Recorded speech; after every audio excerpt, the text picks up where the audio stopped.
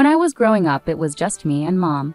Dad left when I was very young, and I hardly remember him now. Mom worked really hard, juggling different jobs to make ends meet and make sure I could focus on my studies. Thanks to her sacrifices, I got a scholarship that helped me finish college without ending up in huge debt. I studied business management because I was determined to succeed and never experienced the financial struggles we faced when I was young. After graduating, I moved to the city. Starting out was tough. I lived in a small apartment and often had to eat cheap meals like ramen. But I landed a job at a big company, starting at the bottom and working my way up. Within a few years, I wasn't just an employee there, I was in charge of a whole department. It was more than just a job to me, it was my territory. I made sure everyone I worked with felt respected and valued. During training sessions for new employees, I always emphasized the importance of respect and taking ownership of their work. I encouraged them to treat their job like it was their own business, knowing that this mindset would lead them to leadership roles in the future. The team was strong, made up of really good people. When I was chosen for the department head position, we went to a nearby bar to celebrate. It wasn't a fancy place, just cozy with cold beer and lots of laughter. Here's to Erica, our boss. Marco, who I've known for ages, lifted his glass high. Everyone else joined in, clinking their glasses together loudly in the noisy bar. Thanks everyone. We're a team in this. Here's to achieving more and making our mark. I shouted over the noise, and the team cheered loudly in agreement. That night, amid all the congratulations and cheers, I noticed Jake. He saw me looking and walked over with a grin that could light up a room. I couldn't help but notice the celebration. What's the occasion? He asked, leaning casually against the bar. Just a little career boost. I've been made the new head of my department, I replied, trying to downplay it. That's impressive. It must come with its challenges, he said, nodding with understanding. I'm Jake, by the way. Erica. Nice to meet you, Jake. We ended up having a more serious conversation than I expected that night. It turned out Jake was a financier, comfortable with numbers just like I was with project plans. Over the next 6 months, our casual dates evolved into spending weekends together. Before long, I found myself at his place more often than mine. His apartment was amazing, tall ceilings, a stunning view of the city, and a warmth that my own shabby rental couldn't match. One evening, while we were gazing at the city lights from his balcony, Jake turned to me with a serious expression on his usually playful face. He took my hands in his, and I could feel the nervous energy pulsing through them.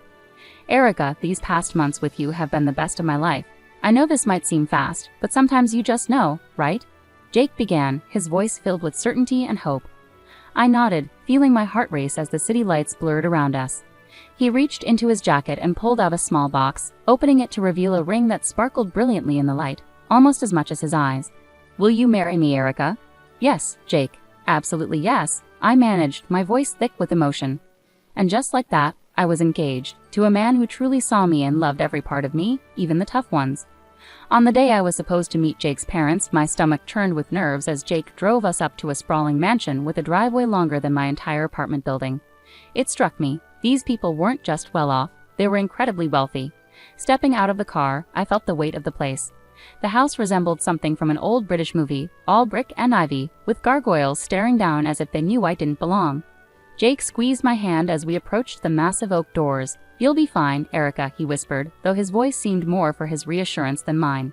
The doors swung open, revealing Mr. and Mrs. Hargrove. His suit looked more expensive than my monthly rent, and her dress could have graced the pages of a fashion magazine. The foyer was enormous, with a chandelier sparkling like a starry sky. Portraits of serious-looking people with titles like Sir and Lady lined the walls. Erica, lovely to finally meet you. I'm Charles, and this is my wife, Eleanor. Mr. Hargrove greeted us, his voice smooth but distant, tinged with a practiced English accent. Mrs. Hargrove smiled politely, though it didn't reach her eyes. Pleased to meet you both. I managed a polite greeting, trying to keep my voice steady as we moved into the dining room. Jake whispered quick tips about which fork to use, but my mind was a jumble. Dinner felt like sitting in a freezer, with an icy atmosphere thick with judgment. Mr. Hargrove gestured towards a portrait of a stern-looking man with a thick beard. That's Sir Reginald Hargrove, a direct ancestor from England.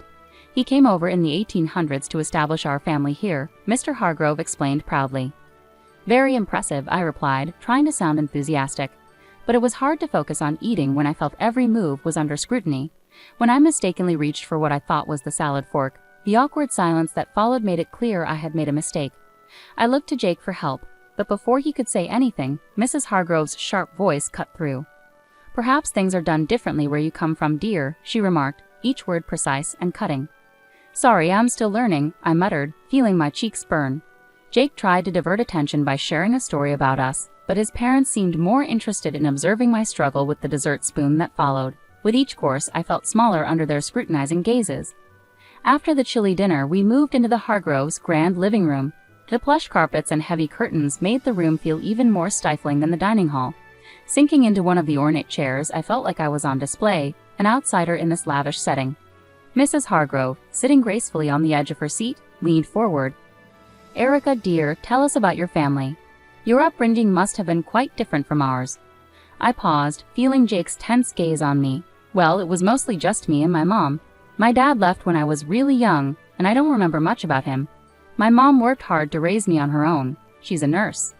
The room fell silent, heavy with tension. Mrs. Hargrove suddenly stood up, her chair scraping loudly against the floor.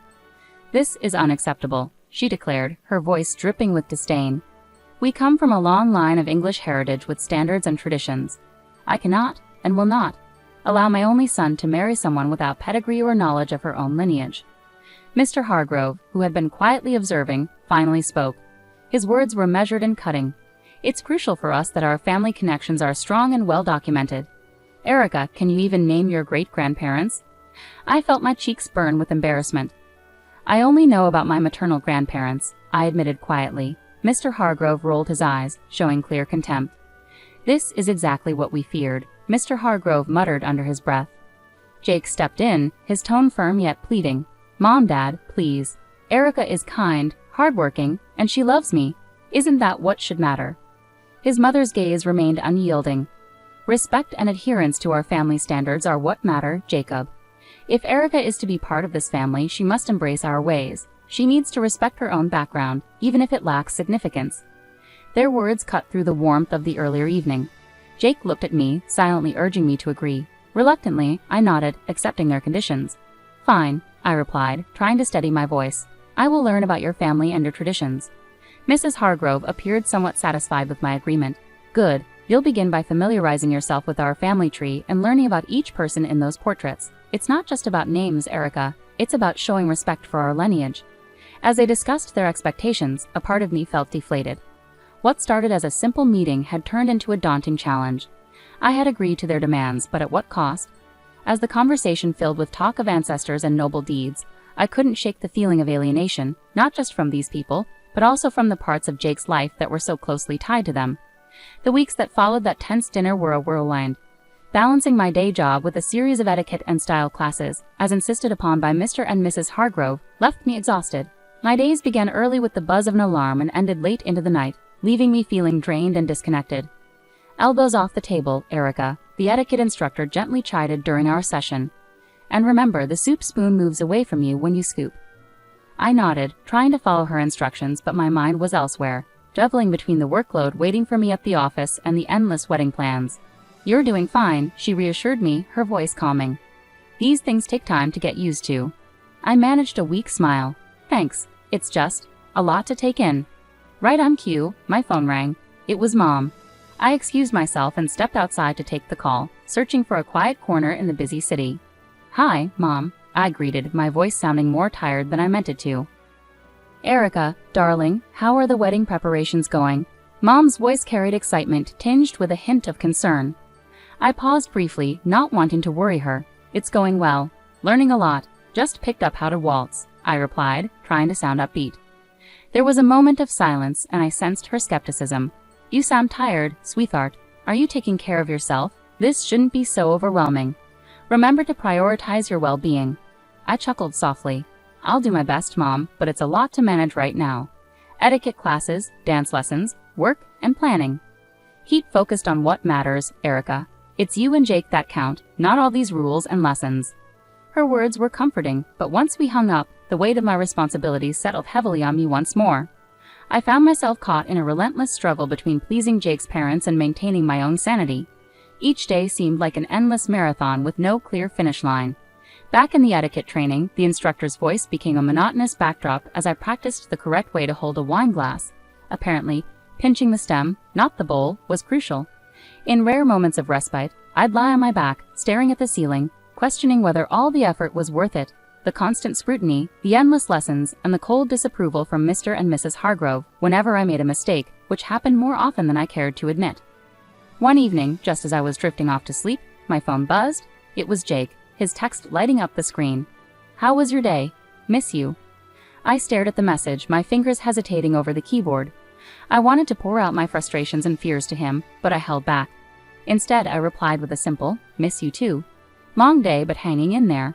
As I set the phone down, the silence of my apartment felt suffocating.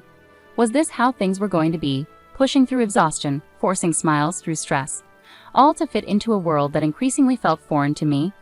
The big day had finally arrived. The venue buzzed with flowers, elegant dresses, and the city's elite mingling around. My stomach churned as I stood in my flowing white gown, struggling to calm my nerves. My mom came over, gently adjusting a stray curl on my forehead. "Everything will be okay, Erica," she whispered reassuringly, her smile warm. I wanted to believe her, but as the ceremony began, any hope of a peaceful wedding quickly faded. Jake's parents exuded an air of superiority. Mr. Hargrove greeted guests with self-importance, and Mrs. Hargrove made sure everyone knew how they had made the wedding happen. As guests settled in, I attempted to mingle, but Mrs. Hargrove intercepted me with a chilly smile. "Erica, dear, ensure our guests are looked after. Fetch some drinks, please," she instructed, gesturing towards a group of elderly gentlemen engaged in a loud political discussion. "But," I started, only to be silenced by her stern gaze. "No buts, you're practically family now. Show some initiative," she snapped sharply. Reluctantly, I began carrying trays of champagne and hors d'oeuvres between tables, my wedding dress trailing behind me. The weight of the fabric and the menial task made me feel more like a servant than a bride. I caught glimpses of Jake laughing and chatting, seemingly oblivious to my discomfort. As I passed another round of drinks, I heard Mrs. Hargrove's voice rise above the chatter. "Erica will be serving us tonight. It's good practice for her, don't you think?" Her tone dripped with condescension as she scanned the crowd for approval. That was it. I couldn't take it anymore. I approached her, my hands trembling slightly but my voice steady. "I am not a waitress at my own wedding. There are staff here who are supposed to do this." Mrs. Hargrove stood up, her expression feigning surprise. "You should be grateful we allowed someone of your background into our family. Remember your place, Erica," she hissed, her words cutting like knives. Anger flared within me, and I felt my cheeks burn. "This is my wedding, not a show for your friends," I shot back, my voice carrying more volume than I had intended. The room fell silent, all eyes now fixed on us. Jake, catching the tail end of our exchange, stumbled over, a glass of champagne in hand. "What's going on here?" He slurred slightly, his gaze unfocused. "Your mother is treating me like a servant at our wedding, Jake. This isn't what today is supposed to be about," I said, frustration bubbling up. Jake blinked, looking between me and his mother, his brow furrowing. "Erica, why are you causing a scene? Just do what my mom asks. It's not a big deal." "Not a big deal, Jake. This is our day and your mom is ruining it," I protested, hurt and disbelief mixing in my voice. He took a long sip of champagne before responding, his tone indifferent. "Look, Erica, you should be grateful I chose you. There were plenty of girls better than you, prettier, richer. You're making a fuss over nothing." The words hit me like a physical blow. I stepped back, stunned by the realization. The man I loved, the man I was about to marry, didn't see us as equals. To him, I was merely a piece to fit into his family's expectations. Clutching my bouquet tightly, on the verge of breaking down, my mom approached. She took one look at me and enveloped me in her arms, holding me in a comforting embrace that seemed to shield me from everything. "Honey, do you truly love him? Do you really want this marriage?" she whispered, her voice tinged with concern. I shook my head, my voice barely audible. "No, Mom, I can't go through with this. I don't want to." Mom nodded, her expression determined as she gently took the bouquet from my trembling hands and guided me to a chair, her touch comforting. With unexpected resolve, she walked over to the DJ, requested the microphone, and turned to address the assembled guests. "Ladies and gentlemen, may I have your attention, please?" Her voice, steady and clear, cut through the low hum of conversation, capturing everyone's focus. A silence fell, anticipation thick in the air. She took a deep breath and directed her gaze squarely at Mr. and Mrs. Hargrove. "I have something important to share about truth and appearances," she began firmly. "I attended school with Charles and Eleanor Hargrove. Back then, they didn't speak with an English accent or boast noble lineage. Their families were hardworking people, much like ours." A murmur spread through the crowd. Charles's father was a mechanic and Eleanor's mother worked at the local diner. Mom continued, her words ringing out clearly. She paused, allowing the weight of her revelation to settle. The portraits, the accents, the family name, they were all purchased to create a past that would conceal their true origins. The room erupted into whispers, guests turning to stare at the Hargroves with expressions of shock and disbelief. Mrs. Hargrove stood up, her face flushed red, the facade of aristocracy crumbling before everyone's eyes. "That's absurd. She began defensively. But my mom wasn't done. "To think you would stand on these fabrications and judge my daughter's worth based on a lie. Erica is worth more than all your false titles combined. She is genuine, something you seem to have forgotten how to be." The guests openly murmured now, their curiosity turning into disdain as they looked at the Hargroves. Mr. Hargrove attempted to respond, his accent slipping from refined to more desperate. "We did what we believed was necessary." "For whom?" my mom interjected, her voice fierce. "For your son? For society? Or just to satisfy your own shallow pride?" The confrontation had captivated everyone's attention, and now the room buzzed with tension and revelations. The Hargroves appeared diminished, their grand facade crumbling to reveal the stark truth of their humble origins. Jake's face twisted with a mixture of shock and anger. He stormed up to me, his voice barely contained as he leaned in close. "You've ruined everything, Erica. You've disgraced my family, and now you're questioning if I still want to marry you after this spectacle." His words cut deep, but before I could respond, he grabbed my arm forcefully, pulling me closer. "I'll teach you how to be a good wife, one who knows her place and obeys." His threat hung in the air, chilling and weighty. Summoning all my strength, I wrenched my arm free and stepped back from him. The room fell silent, every eye fixed on us. This was the man I had planned to marry. This was the family I was supposed to join. No, this couldn't be my reality. Drawing a deep breath, I channeled my mother's earlier resolve. "There will be no wedding," I declared loudly, ensuring every guest heard. "I regret ever considering marrying someone who embodies the arrogance and deceit of his parents."